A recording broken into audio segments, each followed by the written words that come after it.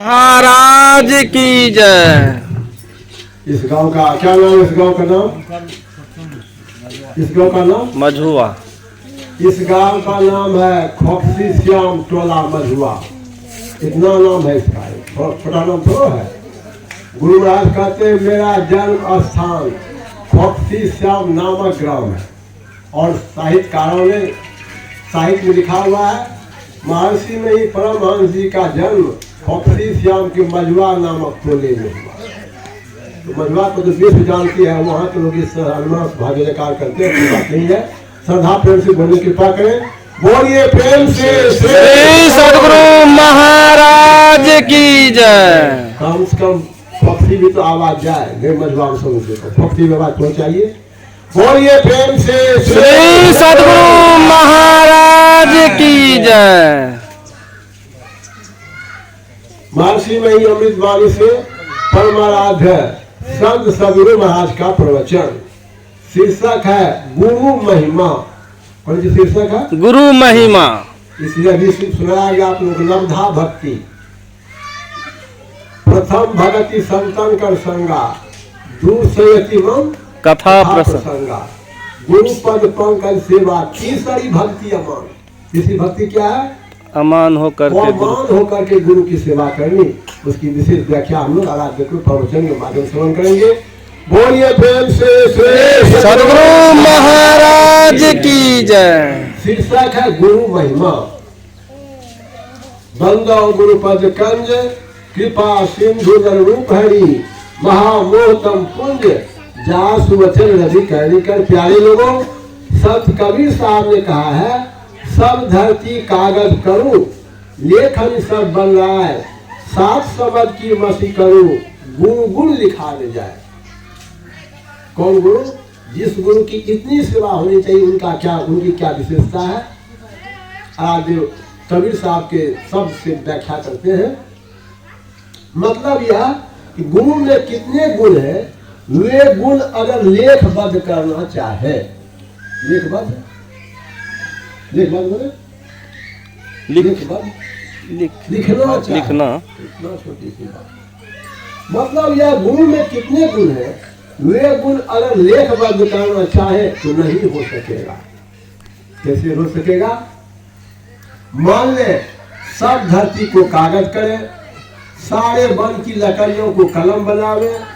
कौन सी करे? सारे धरती को कागज करे और वन के लकड़ियों का कलम बनावे। सभी समुद्रों के जल को स्याही बना ले, तब भी गुरु का गुण नहीं लिखा जा सकता है। मेरे कुल गुरु थे, वे आंध स्वयं में अंधे हो गए। वे ब्राह्मण तांत्रिक थे। कौन सी थे वे? ब्राह्मण तांत्रिक थे। ब्राह्मण भी थे और तांत्रिक भी। तंत्र विद्या जानते थे। वे ब्राह्मण तांत्रिक थे। उनका जो मंत्र था सो उन्होंने दिया। मैंने एक दिन उनसे पूछा कि आप अंधे क्यों हो गए? उन्होंने कहा मैं घोड़ी पर चढ़कर शिकार खेलता था, तुम शिकार नहीं करो। यही उनका मंत्र था। तुम शिकार नहीं करना, मैंने शिकार नहीं किया। मतलब यह हो गया कि हिंसा मत करो। हिंसा से बचने के लिए मांसाहार को मना किया जाता है। अगर खाने वाले नहीं मारे तब भी इच्छा होती है कोई मारे, इसी से उसको भी पाप लगता है। गुरु की महिमा, गुरु के ज्ञान का गुणगान कौन कर सकता है? जिस ज्ञान से संसार के बंधन से छूटा जा सकता है, उस ज्ञान की कीमत कितनी है कौन बता सकते हैं? उसी का पाठ सुनाया आप लोग को। जो संसार के बंधन से छूटना चाहता है उसको नवधा भक्ति के जिस क्रम है भक्ति का, उस तरह से जो करेंगे संसार बंधन से छूट जाएंगे। इसलिए कहते हैं गुरु पद पंकज सेवा तीसरी भक्ति अमान। गुरु की महिमा, गुरु के ज्ञान का गुणगान कौन कर सकता है? जिस ज्ञान से संसार के बंधन से छूटा जा सकता है, उस ज्ञान की कीमत कितनी है कौन बता सकते हैं? गुरु हम लोगों को संसार से छूटने का रास्ता बतलाते हैं। कौन से छूटने का संसार से रास्ता बतलाते हैं। दृष्टि योग साधन और नाद योग साधन, यह साधन गुरु से लेकर जो करते हैं उनको कभी न कभी संसार सागर से पूर्ण रूप से छूटना संभव है। उसके सुनाया गया आप लोगों को मंत्र जाप मन दृढ़ विश्वासा पंचम भजन सो वेद प्रकाशा छठदम श्री व्रत करना, छठी भक्ति दृष्टि साधन। जो 5 भक्ति कर रहे हैं वही छठी भक्ति भी कर सकते हैं। दृष्टि योग साधन और नाद योग साधन, यह साधन गुरु से लेकर जो करते हैं उनको कभी न कभी संसार सागर से पूर्ण रूप से छूटना संभव है। क्योंकि जो साधन का आरंभ कर देते हैं वह संस्कार उनको नहीं छोड़ता है, उनका शरीर जल जाता है, लेकिन मन पर जो संस्कार रहता है वह संस्कार दूसरे जन्म में उदय हो जाता है और सब चीज यही रह जाएगा, लेकिन संस्कार आपके साथ रहे। यह कौन बतलाते हैं? यह गुरु बतलाते हैं। इसलिए गुरु की कितनी सेवा होनी चाहिए कहा जा सकता है। क्योंकि जो साधन का आरंभ कर देते हैं वह संस्कार उनको नहीं छोड़ता है, उनका शरीर जल जाता है, लेकिन मन पर जो संस्कार रहता है वह संस्कार दूसरे जन्म में उदय हो जाता है।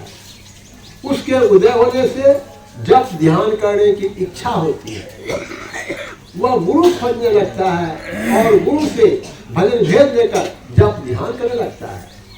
करते करते कभी न कभी जीवन मुक्त हो जाता है। जीवन मुक्त सो मुक्ता हो, जब लग जीवन मुक्ता नहीं तब लग दुख सुख भुगता हो।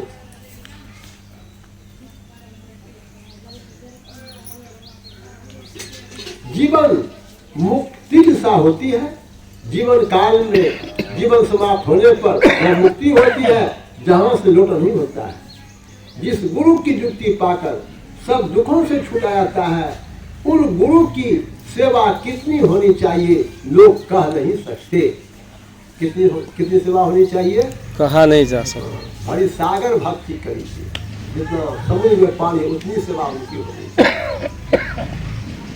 लोग कह नहीं सकते। इसके लिए प्रथम भगति संतन कर संगा, दूर सरती मन कथा प्रसंगा, गुरु पद पंकज सेवा, तीसरी भक्ति अमान, चौथी भगति मन गुरु मान नहीं होकर भक्ति करनी चाहिए। भक्ति प्रेम से होती है। परमार्थ के प्रेम में यह तन जाओ तो जाओ ऐसा प्रेम होना चाहिए।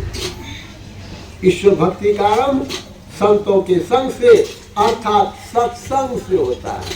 और से होता है सत्संग से। वही सत्संग यहाँ पर आएंगे, आप लोग बैठेंगे, हम लोग बैठेंगे। ईश्वर भक्ति का आरंभ संतों के संग से अर्थात सत्संग से होता है। प्रथम भगति संतन का संगा, गुरु के द्वारा बताए हुए युक्ति से साधन भजन करना चाहिए। शरीर जब तक है संसार होना पड़ता है। विद्यालयों में जाकर विद्या ग्रहण करना चाहिए। अच्छा पद प्राप्त करना चाहिए और सुखपूर्वक रहना चाहिए। गुरु के बताए हुए विधि से जप ध्यान करते रहना चाहिए। किसी न किसी जीवन में मुक्ति मिलेगी, क्योंकि योग के आरंभ का नाश नहीं होता है, इसका उल्टा परिणाम नहीं होता और यह योग महाभय से बचाता है। भक्ति बीच बिन से नहीं, जो जुग जाए अनंत, ऊंच नीच घर जमे तो संत को संत, भक्ति बीच पलटे नहीं, आए पड़े जो चोल, कंचन जो विष्ठा पड़े घंटा को मोल। आप लोग और हम लोग जो भजन करते हैं, भरोसा रखिए यह संस्कार मोक्ष दान कराएगा। किससे कराएगा? गुरु के बताए साधन और ईश्वर कृपा से। जो साधन में मन लगाते हैं उन पर ईश्वर कृपा अवश्य होती है। आप लोग घर में जाकर भजन कीजिए। बोलिए प्रेम से श्री सद्गुरु महाराज की जय। गुरु महाराज की जय। प्रवचन अक्टूबर 1979 ईस्वी को महर्षि में आश्रम सत्संग हॉल कुप्पा घाट भागलपुर हुआ था। श्री सद्गुरु महाराज की जय।